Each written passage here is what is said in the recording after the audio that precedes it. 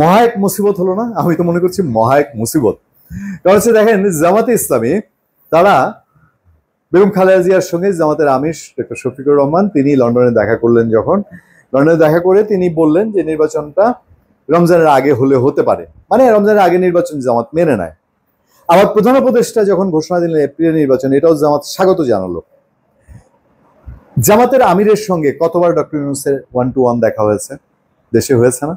BNP তো তখন গা জ্বলেনি, বিএনপি এটা নিয়ে কথা বলেনি। এখন বিএনপির অ্যাক্টিং চেয়ারম্যান তারেক রহমানের সাথে লন্ডনে দেখা হয়েছে ডক্টর ইউনূসের।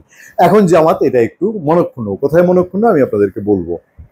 এটা একটা দিক গেল। আবার জামাতের যে এখন অবস্থান, যে আপনারা এপ্রিলে বলেছেন আমরা স্বাগত জানিয়েছি, এখন শুধু বিএনপির কোন সঙ্গে কথা বলে আপনারা ফেব্রুয়ারিতে নির্বাচন নিয়ে আসলেন। জামাত এটাকে বাঁকা চোখে দেখছে, যেমন বাঁকা চোখে দেখছে এনসিপি। খবর আছে দুইটা, ছোট্ট করে একটু জেনে নেই। প্রধান উপদেষ্টা একটি দলের প্রতি বিশেষ অনুরাগ প্রকাশ করেছেন, জামাত ফরমালি ডিক্লেয়ার দিয়ে বলছে, বিবৃতি দিয়ে। এটা আরেক বিপদ না? বলেন তো দেখি, বিপদ কোথায় জানেন? বিএনপি বলে এই সরকার জামাত প্রভাবিত, বলে না? বিএনপি বলেছে এই সরকারের উপাচার্য বসিয়েছে ঢাকা ইউনিভার্সিটিতে জামাতের। বিএনপি বলেছে যে এই সরকারের কোনো কোনো উপদেষ্টা একটি বিশেষ দলের, মানে জামাতের, ইঙ্গিত করেছে সেই দিকে। আবার জামাত বলছে যে প্রধান উপদেষ্টা একটি দলের প্রতি বিশেষ অনুরাগ প্রকাশ করেছেন। আমার তো এই 82-84 বছর বয়সী আমাদের প্রধান উপদেষ্টা ডক্টর মোহাম্মদ ইউনূসের জন্য মায়া হয় যে তিনি কুল কোন রাখবেন, তো দেখি সাম রাখি না কুল রাখি অবস্থা।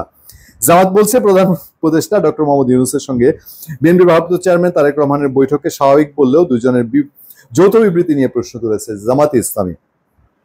জামাতের নির্বাহী পরিষদের বৈঠকের পর বিবৃতিতে বলেছে, যৌথ বিবৃতি প্রদান বাংলাদেশের রাজনৈতিক সংস্কৃতির ব্যত্যয় বলে আমরা মনে করি।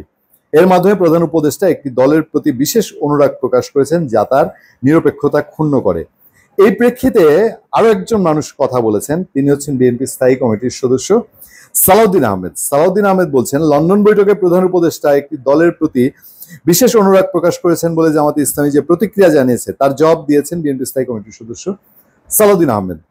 তিনি বলছেন যে কোনো দলের প্রতি অনুরাগ নয়, বরং 2026 সালের রোজার আগে ফেব্রুয়ারি মাসে নির্বাচন হতে পারে বলে জামাতের আমির যে পরামর্শ দিয়েছিলেন সেটার সঙ্গে প্রধান উপদেষ্টার ঘোষিত নির্বাচনের নতুন সময়সীমা সামঞ্জস্যপূর্ণ।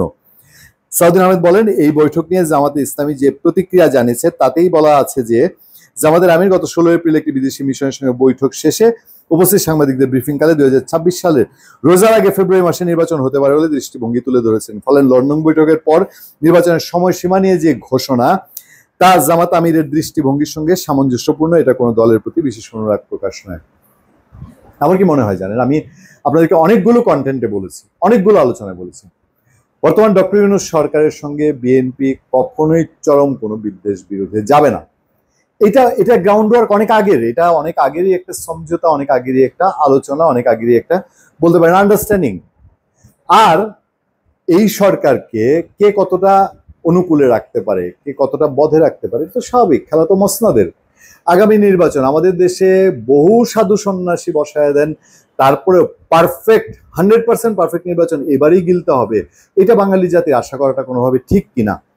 কারণ এখনো পদে পদে পদে পদে পদে গণতন্ত্রের তো বহু কাজ এই দেশে, আসলেও সংস্কার বলেন, সংবিধান বলেন, অনেক কিছু প্রয়োজন, কিন্তু সেটাই তো এখনো প্রপার হাতে পড়েছে কিনা প্রশ্ন রয়ে গেছে।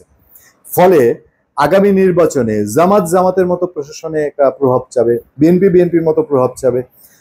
এখন যে কথাবার্তাগুলা, এই যে বাক্য বিনিময় চলছে, এটা তারই পার্ট, যে এগুলো করতে করতে নির্বাচনের সময় কে তার বিএনপি জামাতের দ্বন্দ্ব নিয়ে বিএনপি। ধন্যবাদ সবাইকে, ভালো থাকবেন, সুস্থ থাকবেন, সত্য, করুণা এবং সহনশীলতার সাথে। আপনাদের সাথে আমি আতিক রহমান, পূর্ণিয়া।